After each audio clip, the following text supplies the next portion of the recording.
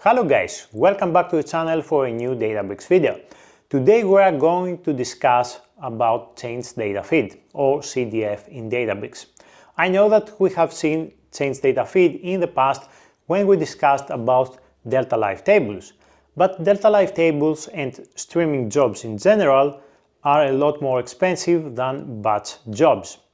That doesn't mean that we cannot use Change Data Feed. We can use Change Data Feed on batch mode as well, and it's very useful because we can keep track of the changes and the history in important tables.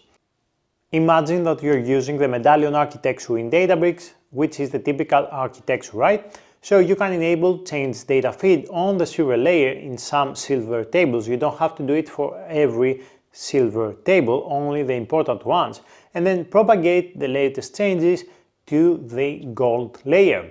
How can you do that? You can do that by using the row number window function to pick only the latest changes from the silver tables and merge them, and use a merge statement to merge the data to the equivalent gold tables on the gold layer. And this is what we are going to do today. So let's get down to the nuts and bolts of this and see how this works.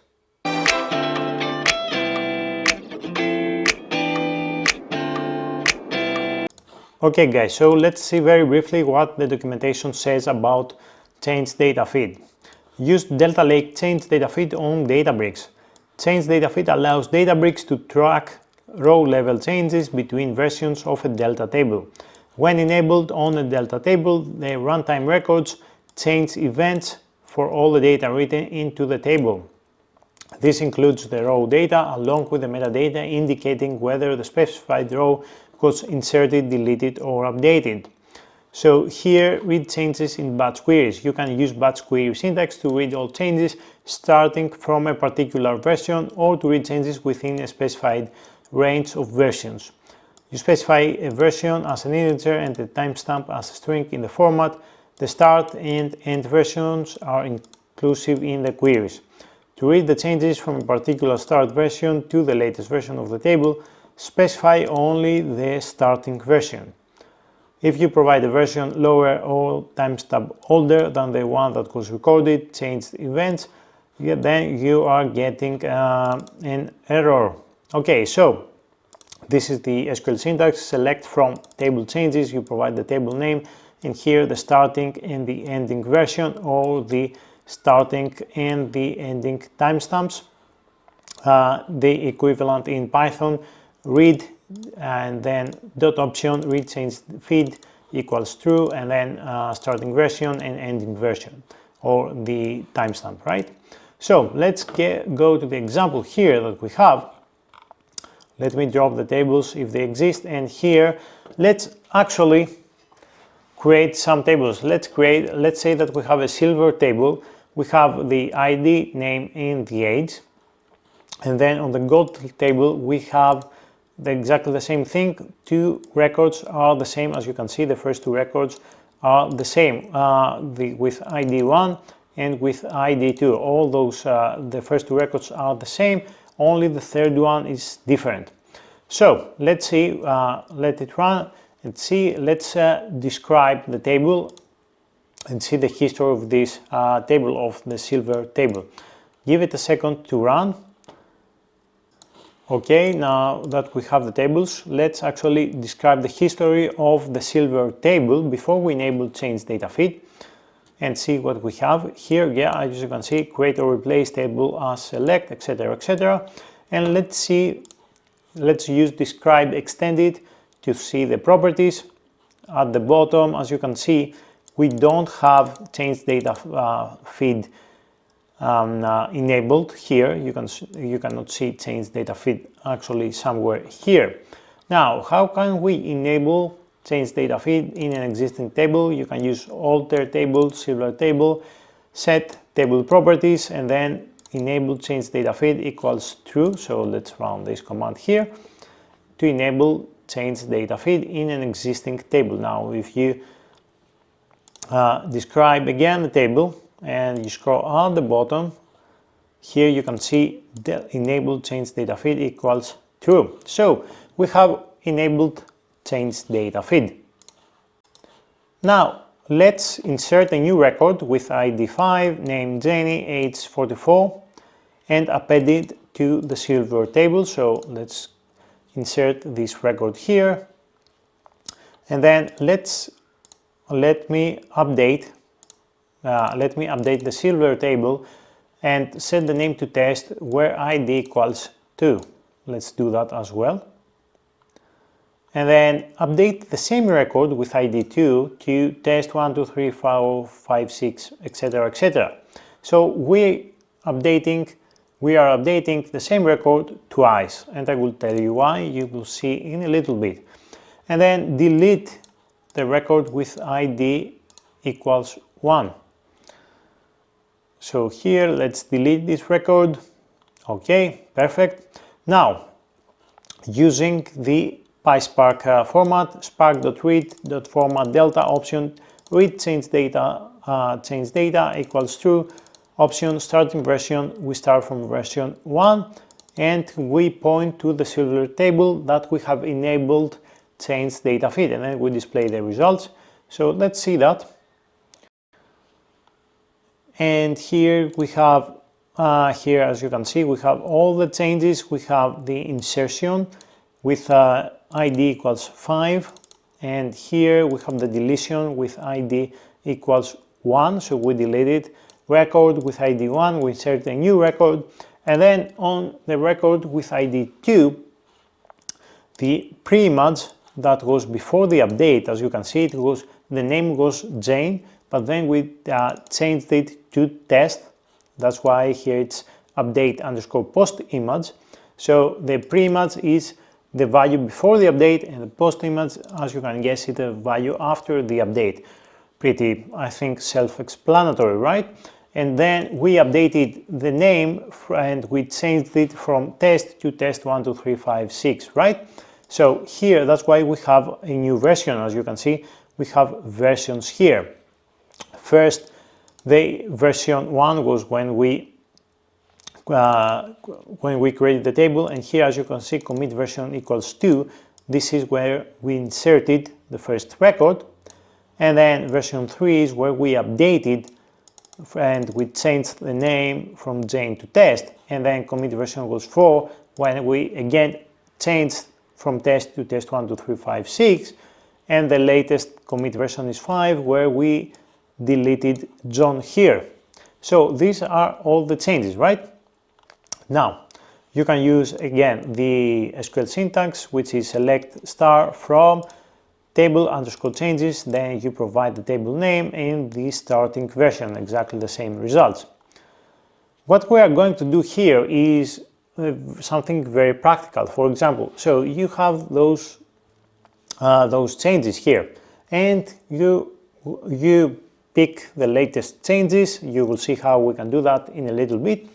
You merge them on the gold layer. Okay, everything is fine.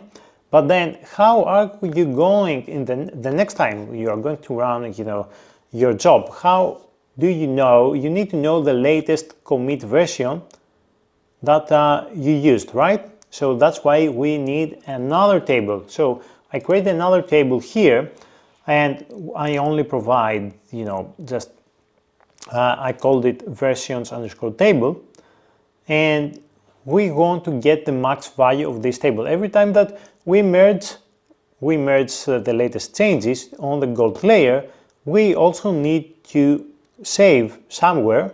You can use a table, you can use a CSV file, the latest version of the latest commit version. So when you run your queries again, you want to read from that version that you last read, right?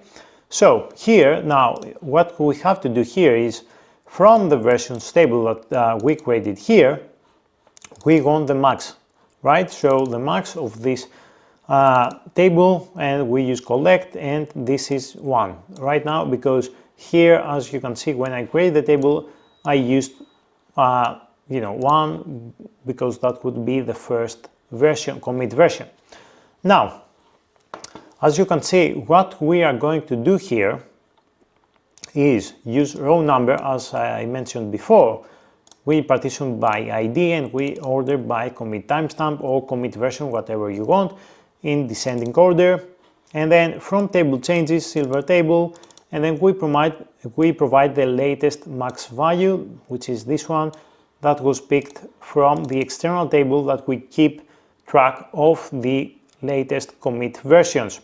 So, and then where the change underscore type is in update underscore post image, not pre-image, post image, because we want the latest value, not before the update. We want after the update, then the insert, and then the delete, where row number equals 1, so we only pick the latest versions. That's why we use row number and partition by ID, and then we create a temporary view called temporary changes. So let's run this command here, and let's see what we get in this temporary view. So not temporary table, temporary view. And as you can see, we have the deletion, the latest update, test 1, 2, 3, 5, 6, not the second.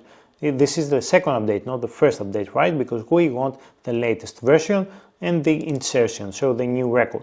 Now we want those to be merged to the gold layer, right? So let's see the gold table, the existing gold table, which has, I think, yeah, two values with ID 1 and ID 2. So we're going to delete John here, right? Because here is delete. John will be deleted. We are going to update Jane into test 1, 2, 3, 5, 6. And then we are going to insert Jenny, which has ID 5. And we can do that by using the typical merge statement here, merge into gold table using temp underscore changes, which is the temporary view that we created here that picks up the latest changes from the silver table, right? And then we can use when matched and temp changes underscore change type equals post image, then we update. If when matched and the change type equals delete, then we delete the record. When not matched and the change type equals insert, then we insert. So let's run this.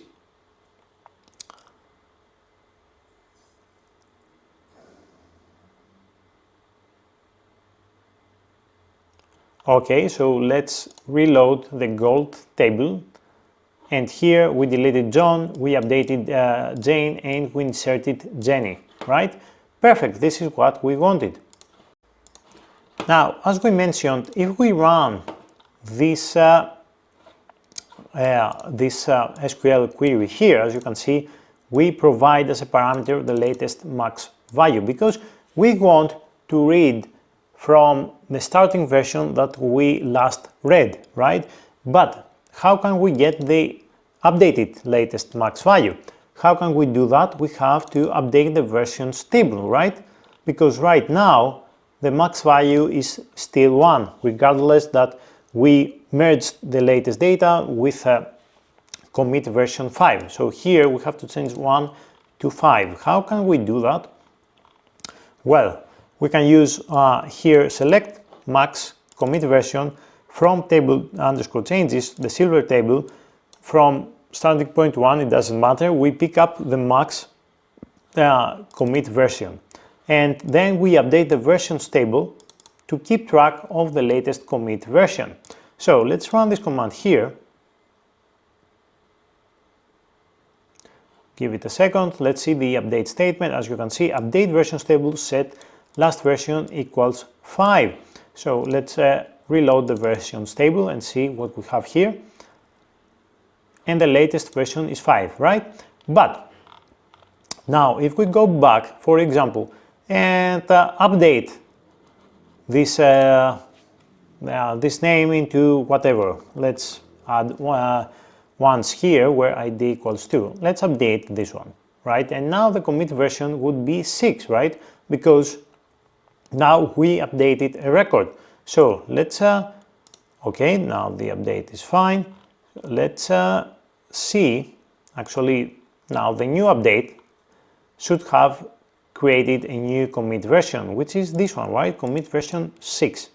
So What we want to do here now is to run the same query that we ran before to pick up the latest changes from the table, but starting from version 5, right? Because this is what we want.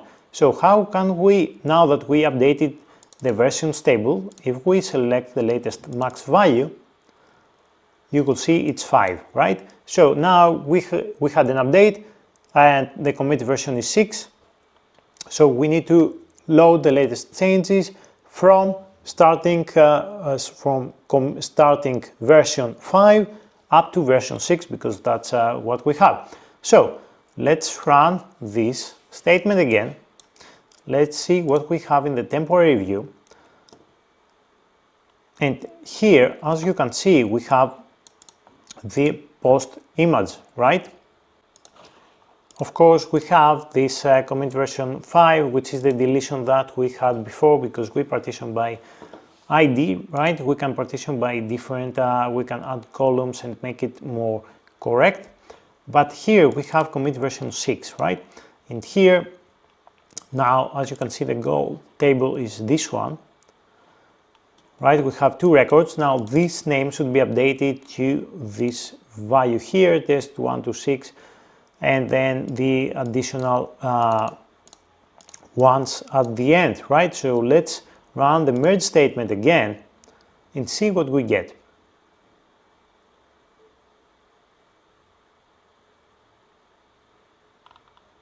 And here, let's reload the goal table. And the goal table here has been reloaded, and as you can see, we have the updated name, right?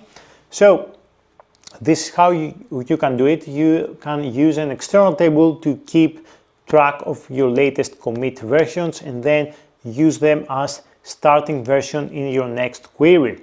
Of course, you can improve the code here to make it more dynamic and to make it more convenient for you, but this is the logic. You can use change data feed to propagate the latest changes and also at the same time keep track of the changes and the history on the silver tables.